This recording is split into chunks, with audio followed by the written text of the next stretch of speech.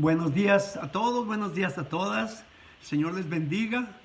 Espero hayan tenido buen descanso durante la noche y ahora que estamos despiertos vamos a alabar y glorificar al Señor. Vamos a estudiar el Salmo 142. Les pido que me acompañen, vamos a orar y vamos a pedirle dirección para que prepare, Señor, nuestro corazón. Padre, yo te doy gracias una vez más por este nuevo día que nos has otorgado. Nos has permitido despertar, nos has bendecido con un nuevo comenzar. Y Señor, comenzamos este día contigo y también ahora, Señor, dedicamos este tiempo para tu palabra. Señor, juntos estudiarla y recibir de ti, Señor, instrucción para nuestras vidas. Señor, yo pido que seas tú preparando cada uno de nuestros corazones, que nuestras mentes, Señor, sean iluminadas por ti y nos des revelación y entendimiento, Señor, de lo que podemos aprender de las experiencias del rey David y así aplicarlas a nuestras vidas hoy en día. Pido que tú remuevas de nuestra mente toda distracción y que, Señor, permítenos darte a ti toda nuestra atención. Úsame como tu instrumento, te pido. Toma control de todo mi ser y permíteme, Señor, ser tu instrumento para compartir tu palabra con poder. Te lo pido en el poderoso nombre de Jesús, para que tu pueblo sea edificado y tú, Señor mío, seas glorificado. En su nombre. Amén, amén. Bueno, vamos a empezar este salmo aquí. El encabezado o el título dice: petición de ayuda en medio de la prueba. ¿Cuántos de ustedes están enfrentando una prueba hoy en día? ¿Cuántos de nosotros enfrentamos pruebas todo el tiempo? Y aquí podemos ver en la vida de David que él se encontraba ahora en una situación adversa, unas circunstancias que pues él necesitaba más ayuda que la que los hombres le podían otorgar o compartir con lo que podrían ayudarle. Él necesitaba el poder de Jehová, el Dios Todopoderoso. Y aquí en este salmo vemos cómo clama a él. Este salmo lo escribió David cuando él estaba huyendo de Saúl. Vemos en 1 Samuel 22 que él había huido porque pues Saúl y sus hombres lo querían matar, y él fue a la tierra de Gad y estuvo con ellos y ahí lo reconocieron, se hizo pasar por loco, pero salió de ahí y se encontró en una cueva, en la cueva de Adul, se encontró a solas con el Señor. Y vemos aquí cómo él clama, cómo David hace la decisión de clamar a Dios. Dice: con mi voz clamaré a Jehová, con mi voz clamaré a Jehová. Y luego dice: con mi voz pediré ayuda a Jehová, misericordia. Claramente, con mi voz pediré a Jehová misericordia. Él estaba en una situación adversa, él se encontraba solo en esa cueva, no había quien le ayudara. Y dice: delante de él expondré mi queja, delante de él manifestaré mi angustia. Algo que podemos aprender aquí es que David se encontraba solo, no había quien le ayudara, no había nadie más en quien siquiera él confiara más que en Jehová, el mejor ayudador. El Dios Todopoderoso, el creador del universo, el dador de vida, estaba ahí en esa cueva con David. Él sabía que él podía clamar a Dios. Y entonces podemos aprender de sus experiencias. Muchas veces nosotros podemos cometer el error de quejarnos. Y hay veces que les digo a la gente: no se quejen, porque lo único que hacen a los que te oyen, si no te ayudan, se burlan de ti. Mejor no te quejes. Y si te vas a quejar, quéjate a solas con el Señor. A solas con el Señor. Él ya sabe por lo que estamos pasando. Él sabía lo que David estaba enfrentando.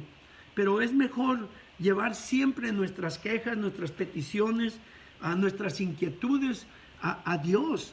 La palabra de Dios nos dice que por nada estemos afanosos. Nos dice claramente en Filipenses 4, 6 y 7, por nada estéis afanosos, sino más bien hacer conocer vuestras peticiones delante de Dios con toda súplica y acción de gracias, con todo ruego, con toda súplica y acción de gracias, dice claramente. ¿Y qué es lo que va a suceder? Dice, y la paz que sobrepasa todo entendimiento reinará en vuestros corazones en Cristo Jesús. Entonces, lo que necesitamos nosotros es clamar a Dios. Dios nos dice en Jeremías 33, 3, clama a mí y yo te responderé. Vemos ahí, tú solamente clama a Dios y Él te va a responder. No sé tus circunstancias, no sé tu adversidad o enfermedad o lo que estés enfrentando, pero lo que sí sé es que así como David clamó tantas veces a Dios, así en mi propia vida yo he clamado y me ha ayudado. Aquí vemos también que está confiando completamente a Dios, dice claramente. Quiero que me acompañen al Salmo 50. En el Salmo 50, aquí en el versículo 3, perdón, en el versículo, no, es el versículo 15. Dice, invócame en el día de la angustia, y dice, te libraré y tú me honrarás. Es una promesa de Dios que si tú invocas el día de tu angustia, Él te va a librar. No nada más a David, a todo aquel que clama a Él. Nos dice claramente. Entonces, te libraré, dice, y tú me honrarás. Volviendo a nuestro salmo, en el versículo 3, dice, cuando mi espíritu se angustiaba dentro de mí, tú conociste mi senda. Cuando David estaba angustiado, no solamente ahí en la cueva de Adul, sino donde quiera que él estaba, Jehová, su Dios, estaba consciente. Él sabe todo por lo que estamos pasando. No hay nada oculto para Él. Todas las cosas, nos dicen Hebreos, son desnudas, están expuestas a Él. En el Salmo 139 vemos que David menciona que Dios conoce todo, sabe todo. Antes de que hablara, antes de que se quejara como lo está haciendo aquí, Dios ya sabía su situación, sus circunstancias, y de igual manera, Él está consciente de mis circunstancias, Él está consciente de tus circunstancias.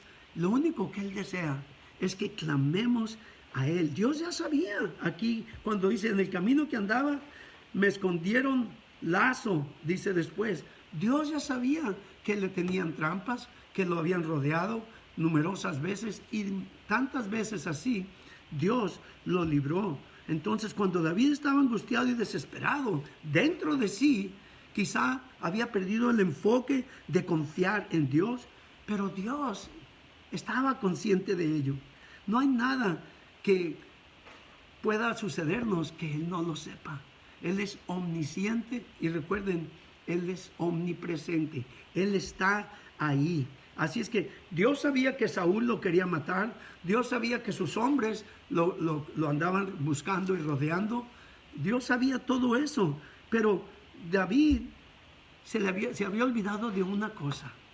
Dios lo había escogido como rey de Israel.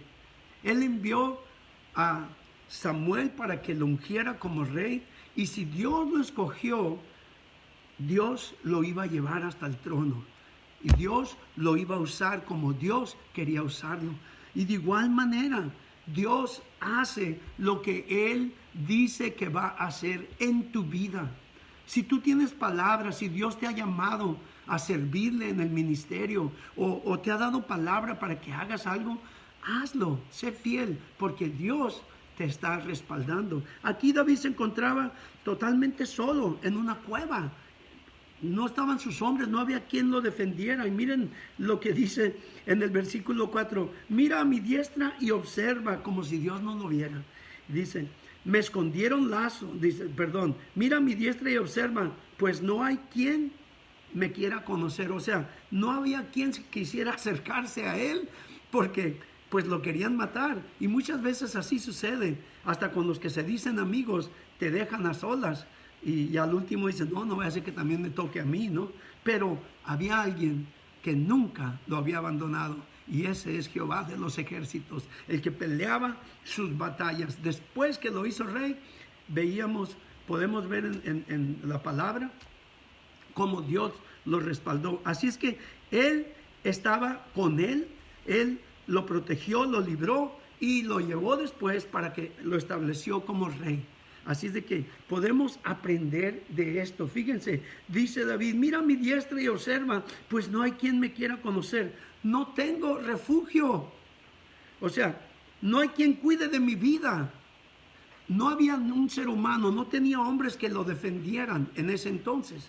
No tenía hombres, pero tenía el mejor defensor, tenía el mejor protector, tenía aquel que era su refugio, de quien David escribió numerosas veces: Jehová es nuestra fortaleza, nuestro refugio, nuestro amparo en tiempo de necesidad. Y es algo que nosotros debemos recordar cuando nos encuentremos en circunstancias. Uno de mis salmos favoritos, y para mí ha sido una gran bendición, es el Salmo 91, ¿verdad? ¿Qué es lo que nos dice? El que habita en la presencia del Altísimo morará bajo la sombra, bajo la protección divina del Omnipotente. Así es de que nosotros necesitamos hacer esa decisión, al igual que David, clamar a Dios y confiar en Él. En el versículo 5, aquí dice, clamé a ti, oh Jehová, y luego dice, y reconoce, tú eres mi esperanza y mi porción en la tierra de los vivientes. Escucha mi clamor porque estoy muy afligido. Aquí vemos entonces, David quita sus ojos de la soledad en que se encuentra y clama a Jehová, y muchas veces es lo que necesitamos hacer. Cuando te sientas que estás solo, que nadie te ayuda, que a nadie le interesa tu bienestar, o te sientes de esa manera, no entres en esa, que se dice, angustia, no entres en esa depresión, no te metas ahí, más bien clama a Dios. Aquí dice, clamé a ti, oh Jehová, y dije claramente, tú eres mi esperanza y mi porción en la tierra de los vivientes. Cuando vuelve a decir, escucha mi clamor porque estoy muy afligido, ahí podemos apreciar la urgencia de David. Ya había dicho que pediría misericordia, que clamaría con su voz, pero ahora aquí dice, escucha mi clamor porque estoy muy afligido. Líbrame de los que me persiguen, porque son más fuertes que yo. En ese entonces, como dije anteriormente, David huía por sí mismo. Si recuerdan, Saúl lo quería matar. Saúl había sido poseído por un espíritu que le cambiaba de parecer, le cambiaba, mi hijo David, y después lo quería matar. Así sucede. Es una demostración de que no podemos confiar en los hombres. El único en quien debemos depositar nuestra absoluta confianza es nuestro Dios Todopoderoso, porque Él no cambia. Los hombres humanos podemos decir básicamente que somos malos. No, como dice el mundo, el hombre es básicamente bueno. Somos, como dice, cambiamos de estado de ánimo, de emociones, cambiamos de parecer, me cae bien, no, me cae gordo, X, no sé. Pero el único en quien tú puedes confiar, que no es voluble como nosotros, es Dios Todopoderoso. Y aquí Él clama, saca mi alma de la cárcel para que alabe tu nombre. Él quizá no se encontraba en una cárcel con rejas, pero se encontraba en una cueva encerrado, se encontraba en una cárcel de temor, de angustia, porque se encontraba en peligro su vida. Pero aquí clama él a Jehová y luego le pide, me rodearán los justos porque tú me serás propicio. Cuando David estaba en esa cueva, nos dice la palabra en 1 de Samuel 22, que vinieron sus familiares a visitarlo, pero también se le unieron después mucha gente, se le unieron hombres de valor, se juntaron con él, dice en el versículo 2, todos los afligidos y todo el que estaba endeudado y todos los que se hallaban en amargura de espíritu, y fue hecho jefe de ellos y tuvo consigo como 400 hombres. Dios proveó, lo rodeó de hombres que le defendieran, pero sobre todo él estaba como su defensor. Y yo quiero animarte hoy.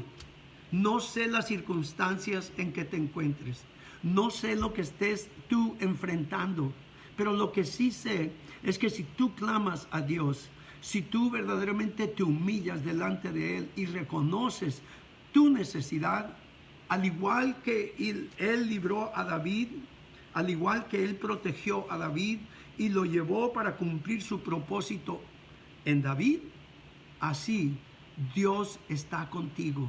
Solamente reconoce su presencia. Si le conoces, clama a Él. Si no le conoces, necesitas conocerle. Necesitas no nada más decir yo creo en Dios. No, necesitas creerle a Dios y lo que dice su palabra.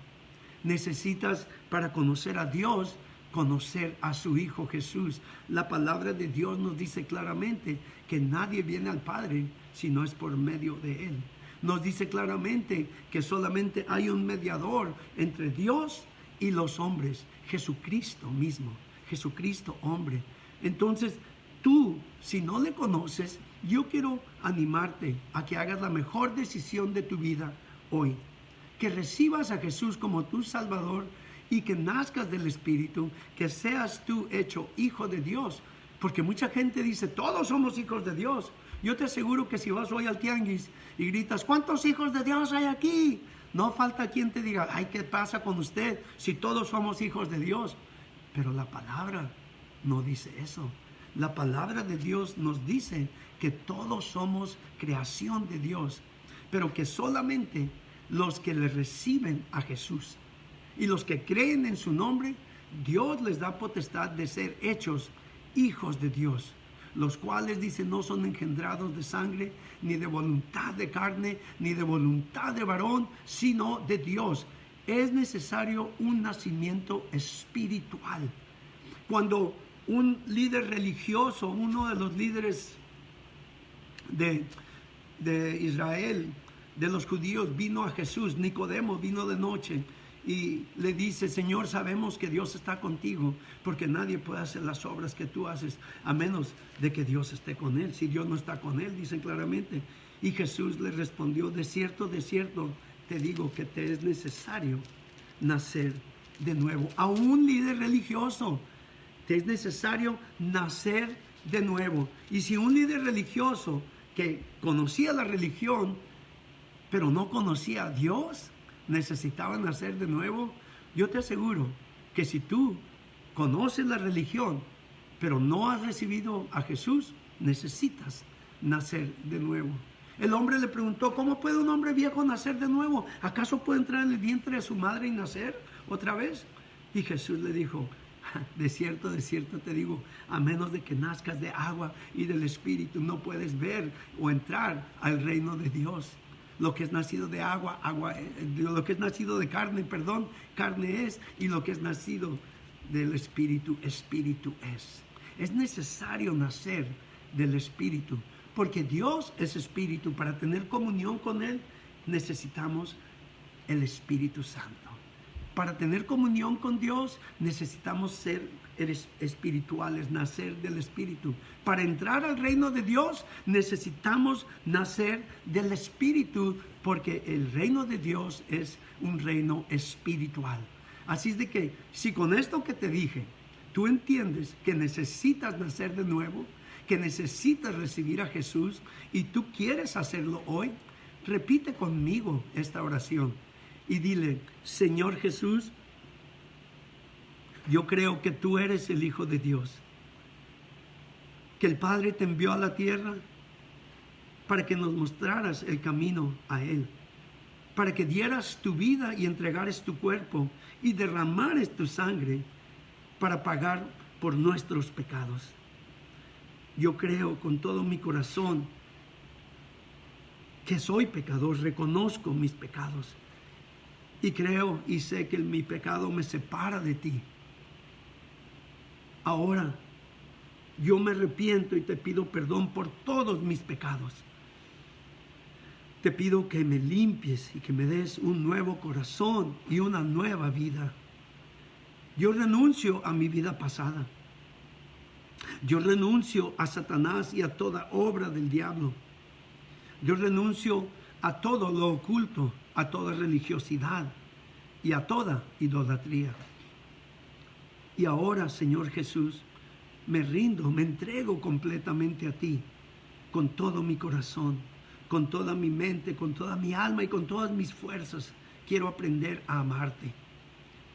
Lléname con tu Espíritu Santo y dame tu poder viviendo en mí para poder vivir para ti. Yo por fe te recibo y por fe creo con todo mi corazón que tú me recibes.